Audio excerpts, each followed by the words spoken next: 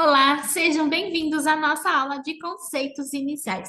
Nessa aula, a gente vai falar sobre alguns termos que você vai escutar daqui até o final do nosso curso. É muito importante você estar familiarizado com estes conceitos, que são o conceito de salário de contribuição, salário de benefício e renda mensal inicial.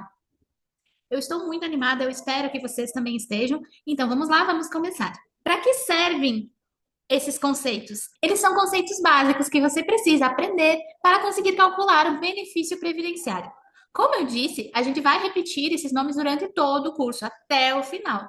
Então, por isso que eu coloquei eles aqui bem no início do curso. Porque uma vez que você entende esses conceitos, já é um grande passo para você compreender toda a lógica dos cálculos previdenciários. Então, a gente vai passar um a um desses conceitos para você sair daqui sabendo o que é o salário de contribuição, o salário de benefício e a renda mensal inicial. O que é o salário de contribuição? Em linhas gerais, o salário de contribuição é aquele que se considera como remuneração do segurado naquele mês. Então, o salário que a gente vai considerar, por exemplo, para descobrir qual é o valor da contribuição do segurado. A gente também vai usar esse salário de contribuição para calcular a média do benefício, que vocês vão ver que é o chamado salário de benefício. Então, salário de contribuição nada mais é do que o salário que a pessoa recebeu aquele mês. Porque em cima desse valor vão incidir a contribuição mensal e também a média. O salário de contribuição, ele vai corresponder ao salário do trabalhador, desde que respeite os limites mínimos e máximos da legislação. E onde estão esses limites? Eles estão lá no artigo 135 da Lei 8.213 de 91. Então, o salário de contribuição, ele vai ter que estar aqui em algum lugar desses limites máximo e mínimo. E qual é o limite mínimo? O limite mínimo é o piso salarial legal ou normativo da categoria. Inexistindo esse valor, é o salário mínimo. O piso salarial da categoria é o piso que é determinado, por exemplo, em acordo coletivo, que fala que para essa categoria aqui, o piso salarial, ou seja, o valor mínimo para esses profissionais que vão poder receber, por exemplo, vai ser X. Então, é determinado por acordo coletivo da categoria. Então, o salário de contribuição, ele vai ter que ter um limite mínimo, esse valor X da categoria.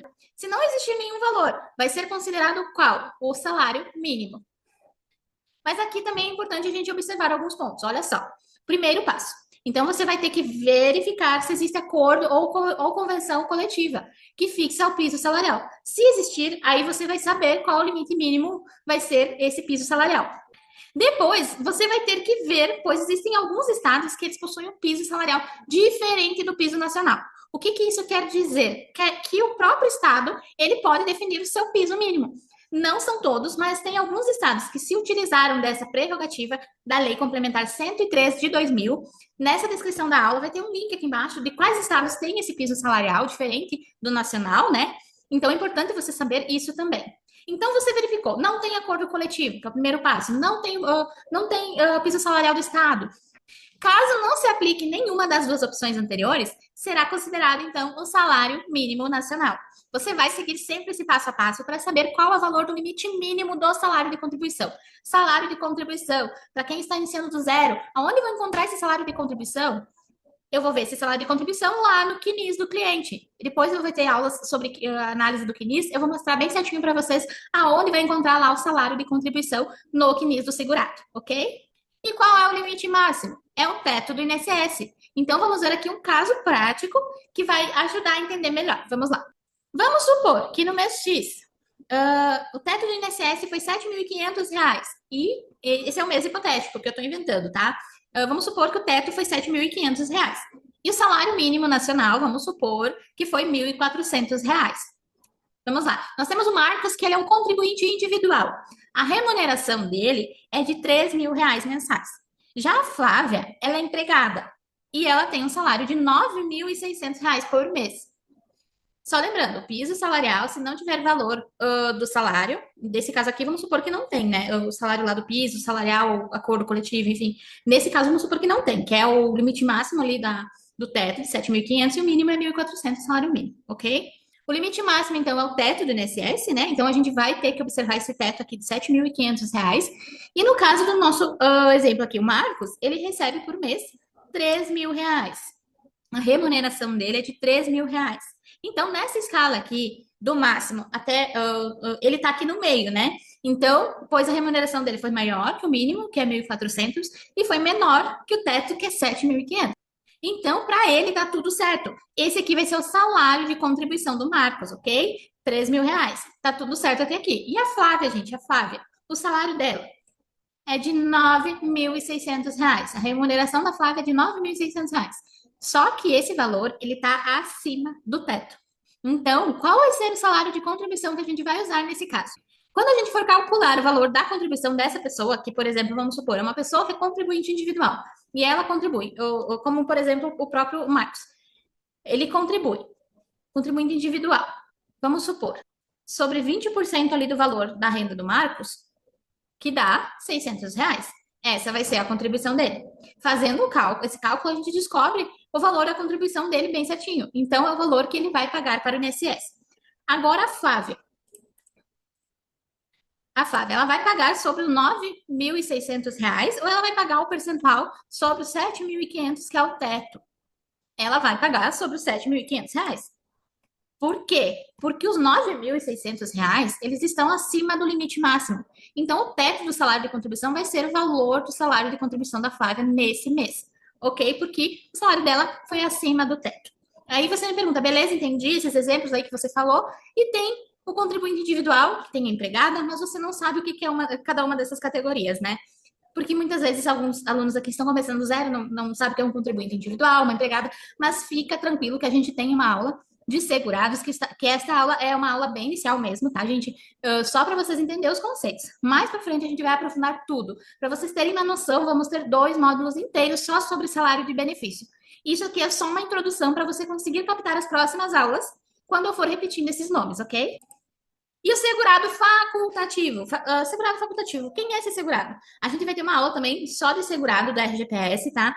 E o segurado facultativo, a gente vai ter um conceito inicial agora, mas mais para frente a gente também vai aprofundar esse tipo de segurado, ok? Ele é aquela pessoa que não exerce atividade remunerada. Então, como que vai funcionar o salário de contribuição dele, se ele não exerce nenhuma atividade remunerada? Tem algum valor que deve ser definido? Não. Como ele não exerce uma atividade remunerada, ele vai poder, olha só, ele vai poder escolher o valor que ele vai contribuir. Isso mesmo. Se ele quiser pagar sobre o teto, ele vai poder pagar sobre o teto. Se ele quiser pagar sobre o mínimo, ele vai pagar sobre o mínimo. Ele não vai estar vinculado a nenhum valor.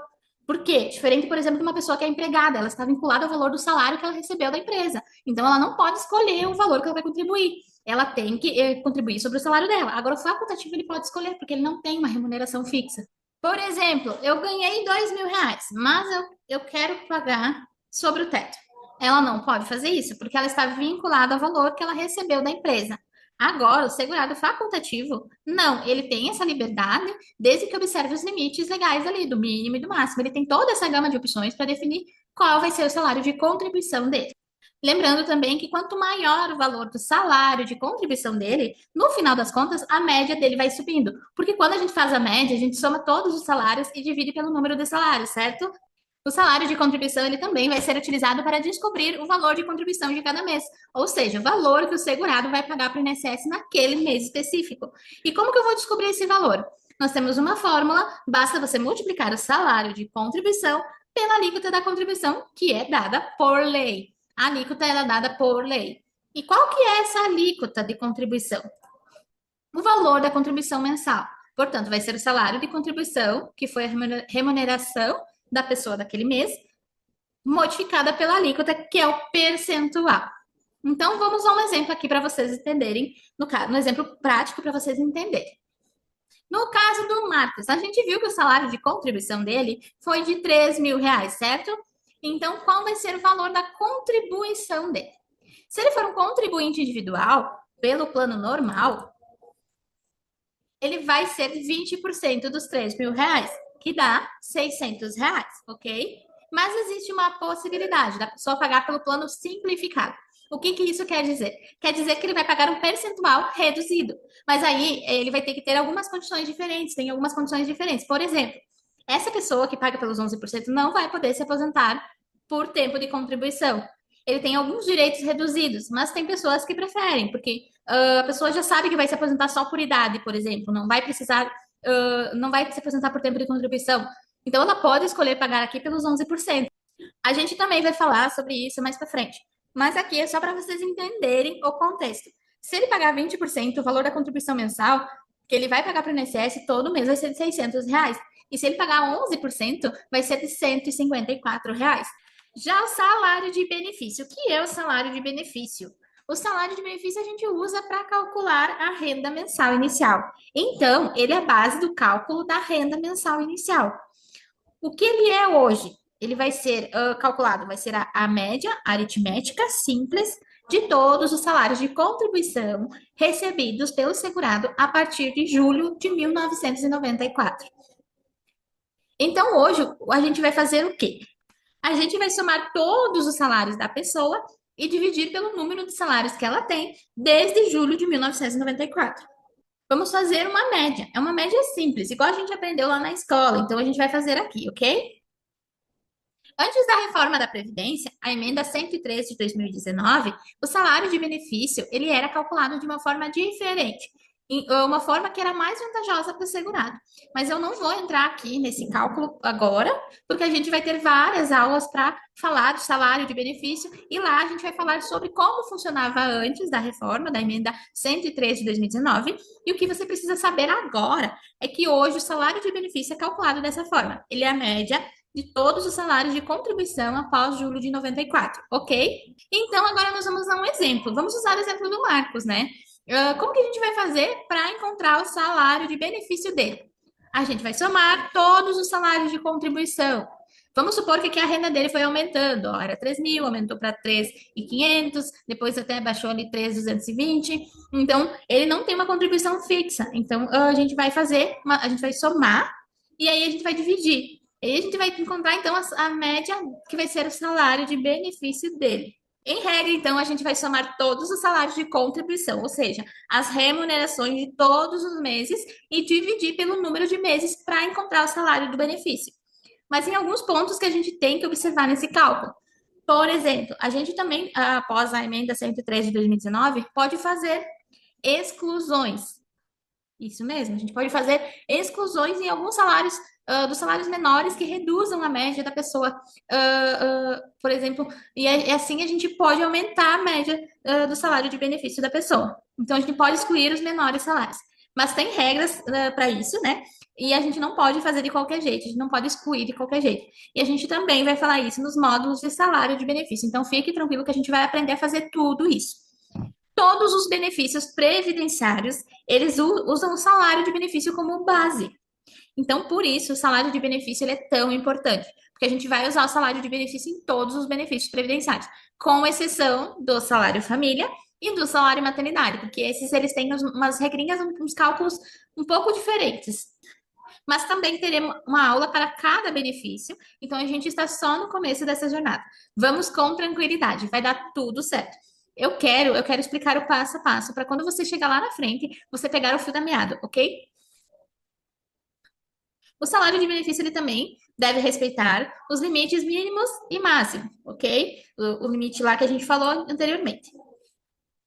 E qual é o limite mínimo do salário de benefício? O limite mínimo do salário de benefício é o salário mínimo. E qual é o limite máximo do salário de benefício? É o teto do INSS. Porque o limite máximo é o mesmo do salário de contribuição, então é o teto, ok? E onde diz isso? Lá no artigo 29, parágrafo 2º da Lei 8.213 de 91. Muito importante você ir lá e ler esse artigo, ok? E a renda mensal inicial? O que é a renda mensal inicial? Ela é o valor do primeiro benefício a ser recebido pelo segurado. E ela também tem uma fórmula básica, que é o salário de benefício multiplicado pelo coeficiente do benefício. Então, aqui você pode ver que o salário de contribuição foi usado no cálculo do salário de benefício, que é usado no cálculo da renda mensal inicial. Então, isso nada mais é do que um passo a passo. Você deve seguir esse passo a passo, ok?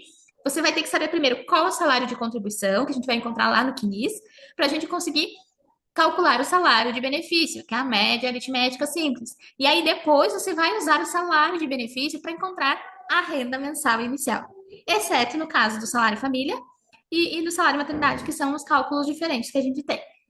E aí você multiplica pelo coeficiente do benefício. Qual é o coeficiente do benefício? Gente, ele é definido por lei. Ele pode variar dependendo ali da situação do segurado, mas isso aqui também a gente vai ter uma aula. A gente não inventa nada, a gente não tira nada da cabeça, tá tudo na lei. Então a gente vai ter uma aula sobre isso, mas eu coloquei uma tabela aqui para vocês, um resuminho de alguns coeficientes, ok? De alguns benefícios. Por exemplo, auxílio acidente. O coeficiente do auxílio acidente, ele vai calcular a média e multiplicar por 50%. Então, você vai fazer lá o salário de contribuição, vai calcular a média aritmética simples lá do salário de benefício e multiplicar por 50%, que é o coeficiente do auxílio acidente. Simples assim, viu? Não é mais fácil do que a gente pensava? Agora vamos ver aqui. Aposentadorias, regra geral da aposentadoria. 60% do salário do salário de benefício, mais 2% para cada ano que se der o mínimo. Também teremos uma aula para cada tipo de aposentadoria, onde a gente vai fazer os cálculos, vou fazer junto com vocês os cálculos dos benefícios. Então, aqui é só para você entender sobre os coeficientes. A gente aprende tanto as regras de cada um, como os cálculos de cada um, mas aqui você vai entender que o coeficiente ele é definido por lei. A aposentadoria pela regra de pedágio 100% é 100%, né? Ali já diz o nome, né? A regra de pedágio de 50%. O coeficiente ele vai ser igual ao fator previdenciário. Ó, uma questão. A gente também vai ter uma aula aqui no nosso Clube dos Planejadores para aprender a calcular o fator previdenciário. Então, não se preocupe que tem uma aula para a gente aprofundar tudo isso que eu estou falando aqui para vocês, ok? Aposentadoria por tempo de contribuição da pessoa com deficiência é 100% o valor do salário de benefício, ok? Pensão por morte. Pensão por morte, a regra geral é 50% do salário de benefício mais 10% por dependente. Então, por exemplo, se tivesse só um dependente, por exemplo, só a viúva. Imagina a pessoa faleceu, deixou só a viúva.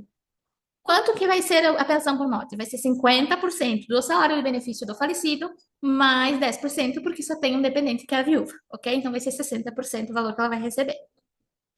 Também vamos ver isso tudo numa aula específica do benefício. Tem uma aula específica para cada benefício. O auxílio por incapacidade temporária, nosso antigo auxílio-doença, é 91% do salário de benefício. Então, e ele ainda é limitado à média dos últimos 12 meses do salário de contribuição. Então, a gente vai aprender também lá na aula de auxílio por incapacidade temporária, a gente vai aprender a calcular aí o benefício, o valor do benefício da renda mensal inicial do benefício.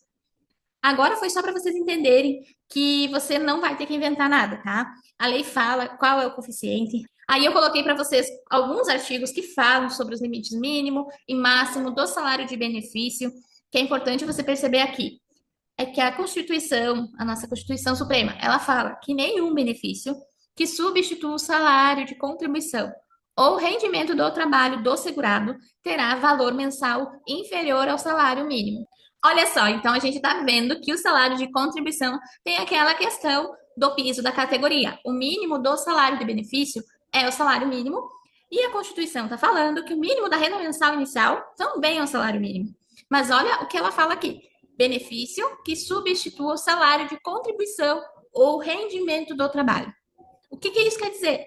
Existem benefícios que não têm esse caráter de substituir a remuneração do segurado. Por exemplo, o auxílio acidente. O auxílio acidente é um benefício indenizatório. Então, mesmo recebendo o auxílio acidente, a pessoa vai continuar trabalhando porque ele não substitui a remuneração. O auxílio acidente, ele é uma indenização para aquela pessoa que sofreu ali um acidente e ficou com sequelas permanentes na sua capacidade laborativa. Também teremos aula sobre isso. A gente vai aprofundar tudo isso na aula específica, ok? Então, esses benefícios, eles podem ter a renda mensal inferior a um salário mínimo. E o que a Lei 8.213 fala lá no seu artigo 33? Ela fala que a renda mensal do benefício de prestação continuada, que substituir o salário de contribuição ou o valor do rendimento do trabalho segurado, não terá valor inferior ao salário mínimo. Ou seja, falou aqui que a renda mensal, de novo, confirmou o que a Constituição fala, não vai ter valor inferior ao salário mínimo e nem superior ao limite máximo do salário de contribuição. Então, ela falou aqui que o teto também da renda mensal inicial é o teto do salário de contribuição, que hoje é o teto do INSS. Porém, existem as exceções. Tem benefícios que podem ter valor inferior ao salário mínimo. Já dei um exemplo deles aqui para vocês, que é o auxílio acidente e o salário família. Eles podem ter renda mensal inicial inferior a um salário mínimo. Por quê? Porque não substitui o rendimento do trabalho. Outro exemplo de benefício que pode ser inferior ao salário mínimo são os benefícios por totalização. O que são esses benefícios? São aqueles concedidos com base em acordos internacionais previdenciários, celebrados, então, pelo Brasil. Então, por exemplo, a pessoa que trabalhou aqui no Brasil e trabalhou em Portugal. Brasil e Portugal têm um acordo. Então, ela consegue contar o tempo de um para a aposentadoria do outro. Só que como funciona o pagamento dessa aposentadoria? Cada um dos países vai pagar a sua parte proporcional. Então, por exemplo, eu já tive cliente aqui no escritório que o valor do benefício dela não chegava a R$ 500, a parte do Brasil, entendeu? O pagamento de Portugal vai ser a parte que Portugal vai pagar. Outro auxílio que pode ter valor inferior ao salário mínimo é o auxílio por incapacidade temporária. Mas não é qualquer caso, ok? Porque o auxílio por incapacidade temporária é o famoso auxílio doença, que a gente que alterou a nomenclatura, né? Mas então ele serve para substituir a remuneração quando a pessoa fica doente. Então, como que pode ser lá menos de um salário mínimo? Ela ganha lá o atestado, né? Ela passa pela perícia e aí realmente ela não consegue trabalhar de forma temporária. Ela vai receber o auxílio por incapacidade temporária. Pois bem, existe então uma possibilidade de que essa pessoa ela pode receber um valor inferior ao salário mínimo, que é justamente essa possibilidade que eu vou dizer aqui. Somente na hipótese de o segurado exercer atividades concomitantes. Então, a pessoa, por exemplo, tem dois empregos, atividades concomitantes, dois empregos. Imagina que uma pessoa de manhã, ele é motorista de ônibus, e à tarde ele trabalha lá sentadinho no escritório, no administrativo da empresa, ar-condicionado, bem confortável. Essa pessoa, ela quebra a perna. Ou seja, ela não vai mais conseguir exercer o trabalho de motorista de ônibus. Mas o trabalho de administrativo, ele fica sentadinho lá e consegue exercer. Então, se a incapacidade for para apenas uma das atividades, o valor desse benefício ele pode ser inferior ao salário mínimo, desde que, somado às demais remunerações recebidas pelo segurado, totalize um valor superior ao salário mínimo. Então, se ele continuar normalmente trabalhando lá na empresa administrativa e receber o auxílio para a empresa de ônibus, que ele é motorista, a soma do auxílio de incapacidade temporária dele com o salário dele lá na empresa, lá de administrativo, tem que ser superior ao salário mínimo. Então, essa é a única hipótese que ele vai poder ser inferior. Então, se não der um valor superior ao mínimo, aí não vai poder. Aí realmente tem que ser mais alto o valor do auxílio por incapacidade temporária dele. E onde que está previsto isso? Lá no artigo 73, parágrafo 4 do decreto 3.048 de 99. Então, a gente falou aqui que três benefícios que podem ser valor inferior ao salário mínimo. Agora, a gente vai falar de dois benefícios que podem ter valor superior ao teto do salário de contribuição. O primeiro, então, é o acréscimo de 25% sobre a renda mensal inicial do benefício de aposentadoria por incapacidade permanente. Então, existe um acréscimo aí em algumas situações em que a pessoa precisa de auxílio permanente de outra, aí ela pode ter direito a receber, então, 25% na aposentadoria por incapacidade permanente. E somando esses 25%, se esse valor ele passar a superar o teto, ele vai poder receber. Então, aqui a gente tem a primeira exceção de um benefício que pode ter um valor acima do teto do salário de contribuição, que está aqui no artigo 45 da Lei 8.213 de 91. Está previsto ali na lei. Outro exemplo é o salário maternidade. Você sabia? Das seguradas empregadas e trabalhadoras avulsas. Tem um cálculo diferente. Então, vocês acreditam que uma empregada, ela pode lá receber R$ 30.000 de salário de maternidade pagos pelo INSS? Você sabia disso? Não. Pois pode. É o que fala a lei, olha só. Salário maternidade das seguradas empregadas, desde que não ultrapasse o teto do funcionalismo público, que é a remuneração dos ministros do STF, que é o teto do funcionalismo. Onde que está isso? Artigo 248 da Constituição Federal. Então, por exemplo, uma segurada empregada de uma multinacional lá, ela ganha por mês R$ 70.000, por exemplo. O salário maternidade dela vai ser o mesmo do teto do funcionalismo. Você sabia disso? Então, vivendo e aprendendo direito previdenciário é maravilhoso. Cada dia a gente aprende uma coisa nova. Então, eu quero saber se você gostou da aula, se teve alguma coisa nova que você aprendeu, qual foi o seu maior aprendizado, que é só a primeira aula, gente. Nós vamos ver muita coisa pela frente, muita coisa a gente vai aprender. Não esquece de deixar o seu comentário, porque eu amo ler os feedbacks. Então, me diz o que você achou e até a próxima aula. Te vejo lá.